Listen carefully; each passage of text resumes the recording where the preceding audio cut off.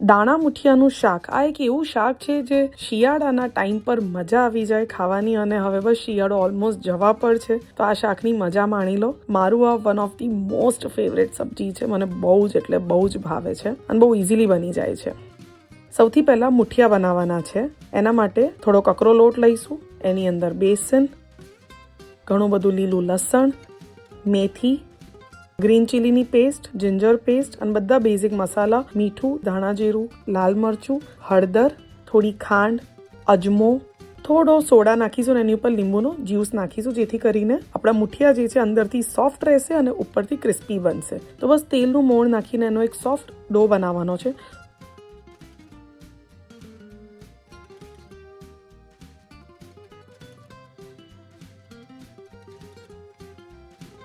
થોડુંક પાણી એડ કરતા જવાનું છે અને મુઠિયાનો બહુ જ વધારે સોફ્ટ નહીં અને ભાખરી જેવો લોટ બાંધીશું.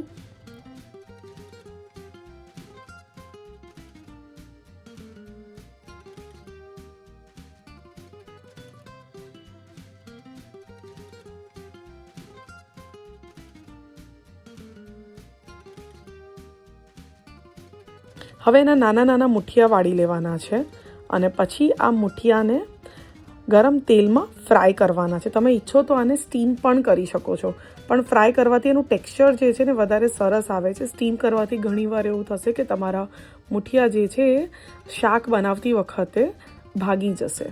સો એટલા માટે હું અત્યારે ફ્રાય કરી રહી છું, પણ ઓફકોર્સ તમે આને સ્ટીમ કરીને પણ બનાવી શકો છો. જ્યારે પણ આ શાક ઘરે બનાવવાનું હોય ત્યારે એની પ્રોસેસ જે છે ને બહુ જ લાંબી હોય છે, પણ હું આને કટ ડાઉન કરી રહી છું. એટલે પછી બધો જ તડકા, બધી જ પ્રોસેસ કુકરમાં ડાયરેક્ટ કરીશું. જેમાં થોડું તેલ લઈશું, એમાં રાઈ, જીરું, હિંગ, થોડો અજમો નાખીશું અને તુવરના દાણા, લીલી તુવરના દાણા નાખવાના છે અને ઘણી બધી સુરતી પાપડી નાખવાની છે. હવે એની અંદર green chilli paste, ginger paste અને થોડું લસણ એડ કરીશું અને બધા જ બેઝિક મસાલા, મીઠું, લાલ મરચું, ધાણા જીરું, હળદર, આ બધી જ વસ્તુને નાખીને એકદમ સરસ રીતે હલાવી દેવાનું છે.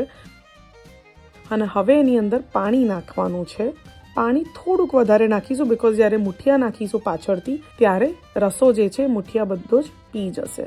એટલા માટે થોડું પાણી વધારે નાખીને એને 2 થી 3 સીટી પડે ત્યાં સુધી એને થવા દઈશું. હવે કુકરને એકવાર ઓપન કરીને જેટલા પણ મુઠિયા બનાવ્યા તે મુઠિયાને એડ કરીશું. જરૂર લાગે આ ટાઈમ પર તો થોડું વધારે પાણી તમે એડ કરી શકો છો. અને મુઠિયા એડ થાય પછી ઉપરથી થોડોક વઘાર કરીશું, જેની અંદર થોડું તેલ, પછી તલ લઈશું, સૂકા લાલ મરચાં, હિંગ, ફ્રેશ કોકોનટ અને ઘણું બધું લીલું લસણ નાખીને આ બધી જ વસ્તુઓને સબ્જી ઉપર એડ કરી દેવાનું છે. કેટલું ઇઝી હતું ને દાણા મુઠિયાનું શાક ઘરે બનાવવાનું.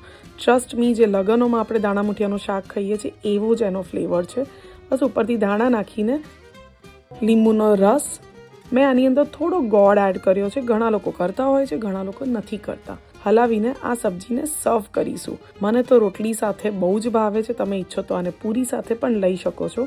તો તમને તમારા ટેસ્ટ પ્રમાણે તમે એને કરી શકો છો. તો બસ આ સબ્જીને જરૂર ટ્રાય કરજો અને મને કહેજો કમેન્ટ બોક્સમાં કે આ શાક તમારા ઘરે કેવું બન્યું હતું.